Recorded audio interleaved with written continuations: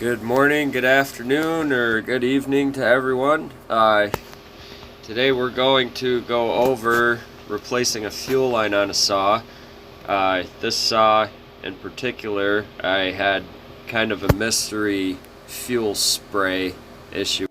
That's where she shot. That's why it was blown off the saw. Right? Pretty cool, huh? See there, it's solid. There it's not. That's not going to hold anything. The pressure's pushing up on this, so that little lip is going to let that just blow apart. What brought this examination on was one time when I was using the saw, a bunch of fuel sprayed out of the back. It literally came straight back at me toward the handle, which was really odd to me. So at that point I went in and investigated and found that the boot to the fuel line kept blowing off. Here you're just seeing my nice clean organized toolbox. I'm showing you my basic tools that I keep in the box. Razor, right? Vice grips in case we need something pinched off or held. Now these are for the power driver when it's working. I have star nut, I have a Phillips somewhere, and I have a flat, and I have an extension for sockets too that I made. I just cut that out of one of those handle deals. Red marker.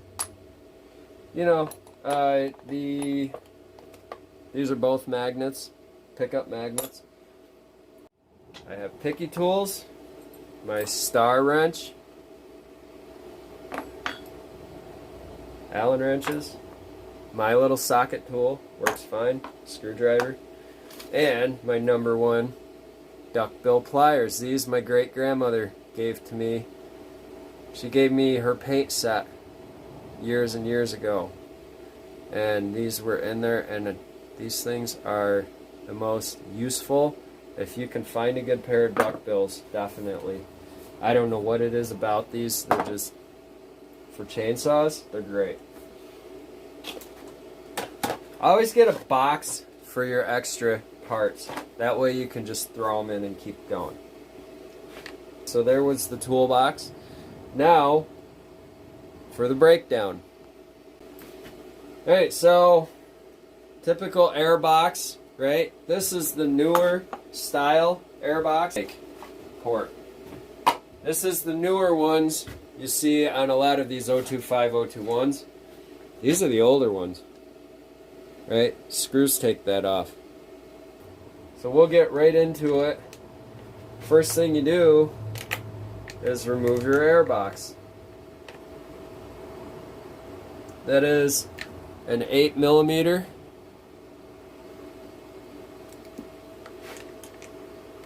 It's usually an 8mm, or it's those screws like you saw on that one. So there we go in the box. Alright, we'll just put this in the box. This is our carburetor. First, on a carburetor you have a throttle and you have a choke. Okay? We need to remove the carburetor from the saw. First things first. Your actuator just clips into your throttle. I have trouble speaking sometimes too since the Lyme disease. I've always had trouble, but seems more so now than before. That just pops out. Right? Here we are with the duckbill pliers. Now, to take that out, push it forward, hold it, pull it out. Don't bend these. Do not bend these. I'm warning you right now. It's going to be the worst thing that you ever did. You're going to have to just get a new one if you bend them. Don't try tweaking them or anything. I mean, I've sat there and tried to straighten one out before that got a little bit bent when I dropped the saw. That's how I know. Do not bend them. Now, this one's tricky, right? Even here, if you bend that, you're going to have You're gonna have all kinds of problems with the choke. So we want to be kind of delicate with this stuff. So we will just take our finger and push the choke closed, right? See that movement? Go right under, right? This has to come out. See that? This all has to come out first. They're delicate, so you don't want to put a lot of force on them. Now, you can coax that fuel line off just by gently, I'm trying to show you guys here, just by gently pushing on the side of the fuel line with the screwdriver. Make sure that you don't, if it's a fuel line that you want to save, make sure that you don't puncture it. So fuel line's off. Carb is coming loose, but still not coming all the way off, right? Don't force it. Just take your time. This is probably the trickiest part of this whole operation. Pop that up. I just popped it. There's a clip here that holds that black plastic in, right? When we put this back together, see that? That's so that moves up and down. That's your choke lever, right? This makes that go up. Just pop it out of that seat. Right? I know I'm going real slow, probably boring you guys. Disconnect your wire, put it in a box. Now, when I take a carburetor off a saw and I see junk in there, this is real important. If I clean that carburetor off with air, compressed air, I want to put my thumb over the hole on the side I'm blowing. Don't blow towards the saw either. I'm just doing this close proximity so you guys can see what I'm doing. Cover the hole, blow it out. That goes in the box. We're not going to mess with the carb today. We will go through a carb later. That's fun too. Now this hole here is very hard. You want to put your finger over it. I don't know if you can see that. See, I have my finger over it. Here I'm just taking the bolts out for the handle. That's another great thing about the 025s is all the bumpers but one has a bolt on the inside after you pull the plugs off. All we're trying to do is get our orange cover dislodged from the handle. There. See that? Handy dandy little magnet tool. In the box. I'm just pushing the edge in as gently as I can with the screwdriver. All I'm trying to do is push that step back. I'm just trying to push it back through the hole.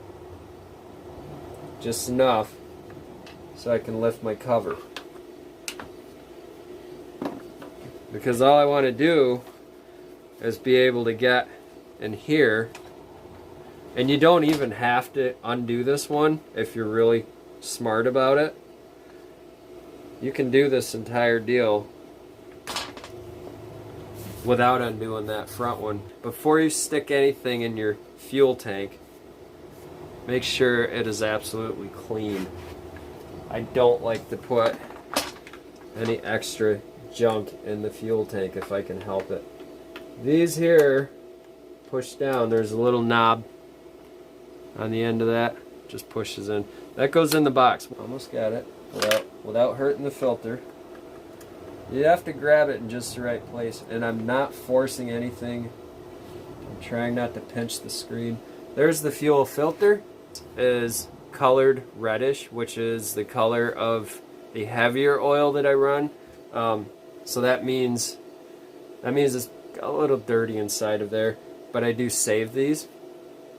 This is where you can get micro rust from though. This brand new one. Yank that sucker right off of there. And It's dry to the touch. When this rubber is dry, it feels dry rotted a little bit, and that's what happened. Like if you feel right there, you see that? That's where she shot. That's why it was blown off the saw. Right? Pretty cool, huh? See there, it's solid. There, it's not. That's not going to hold anything. The pressure's pushing up on this, so that little lip is going to let that just blow apart. That came off, so we're going to feed the new one in. And when we put the new one in, pretty much inside the saw we want this orientation. What am I talking about, orientation? See the square end of this? See the squared off straight flat end of this? This we want towards the back of the saw because that's how it was in there happy. The fuel filter was here because we don't want the fuel filter getting caught or snagged on anything as you flip the saw, move the saw. Now here is the tricky part. I don't know if you can see in there real well, but we want to push down on that without hurting any of it. We want to get it sealed in that hole, and this part.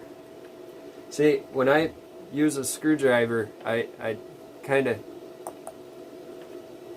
just use it to guide things.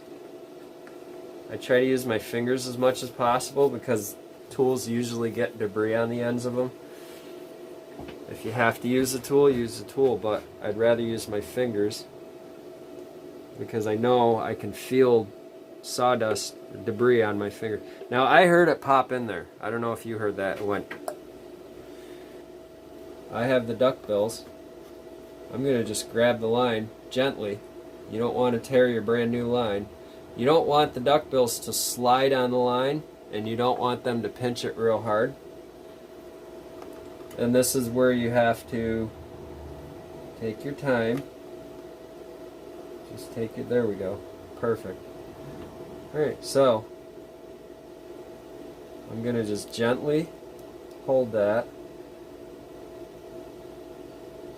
And you don't want to just mash it on there. You want to, I mean, you could use fuel to prime to like lube everything as you put it together. I've done that before. When you push on a fuel filter, you want to not push over the nib or the arrow point, because that's where you can tear your line. So you need to just very carefully, see, I'm off the nipple. The nipple is where you will tear a fuel line, brand new or older, because that pressure, now you're pinching back against something hard. Any burrs or barbs anywhere on any tool, even microscopic little scratches, is going to start tearing into that hose. Now this is where I say fingers are better than tools. And you see, I'm just very gently turning that. And see, this is where I will say, if I had dipped that nipple or that hose in some fuel or even some two-stroke oil at the beginning, or even a little WD, because WD-40 does dissolve, and it's fuel safe. You can spray it a little bit in your fuel and it won't hurt the way that the saw runs, because it does dissolve. It's made for removing water.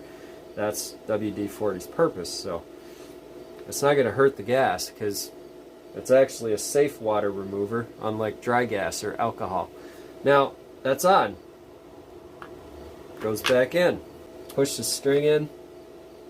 Pull it up. Don't pull real hard, you're going to break it. Right? So there, all the tank stuff is done. That's ready to have fuel in it. Putting the handle back together. Make sure you're very gentle with that piece of rubber. Working it back in. You see I take my time here. This is sped up video. Tighten the bolts back in on the handle and ready to start putting all the levers back. The carb was the last thing to come off, so it's going to be the first thing to go back on. You see I use a kind of an awkward, funny technique here. That's just the way that I hook the hose up. Everybody does it different. I find sometimes these odd techniques help the best to getting it straight. This guy goes back in. This goes on top, right? As you push that in, like that. Pop it in. See if it works. Right? Now, remember these? Right? What did we do here? Go in the hole, right? Set it. Use your fingers. It's that simple. It's not going to come out.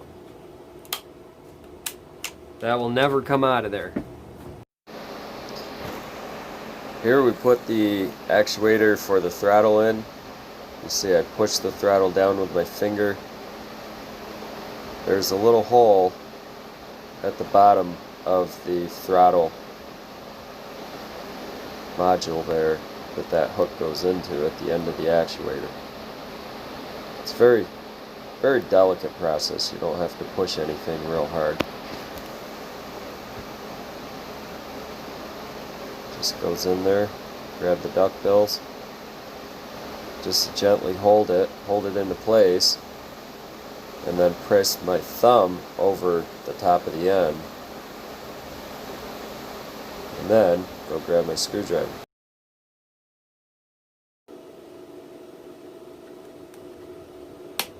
That's as hard as you have to force things just to make it go. Right? Here we put all the handle plugs back in, make sure our wires hooked back up, put our air box back on, and go ahead and tighten it down and get ready to start this up. I'm barely putting any pressure on it to turn it. And that's just it. I'm gently turning it until it wants to stop turning. Right? I mean, that's comfortable. You don't have to reef on stuff. You're going to crack stuff.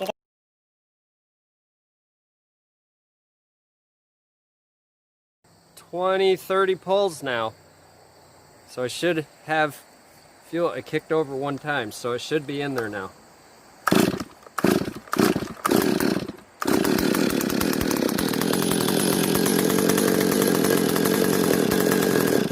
That's a really good sign.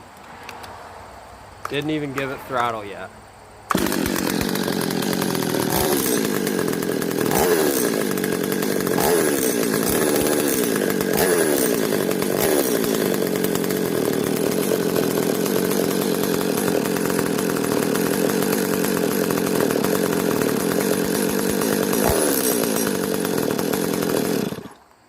Alright, well, here's something, guys. The saw runs great so far, but I'm noticing movement.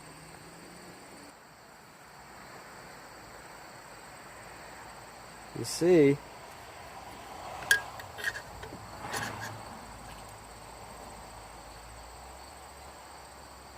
you want to make absolutely sure. See how that's moving? Separate from here. A little bit. I need to check these 4 bolts on the bottom.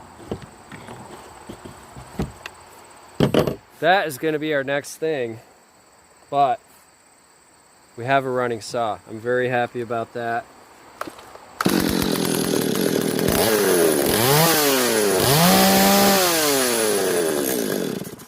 This is where I was talking about by vibration.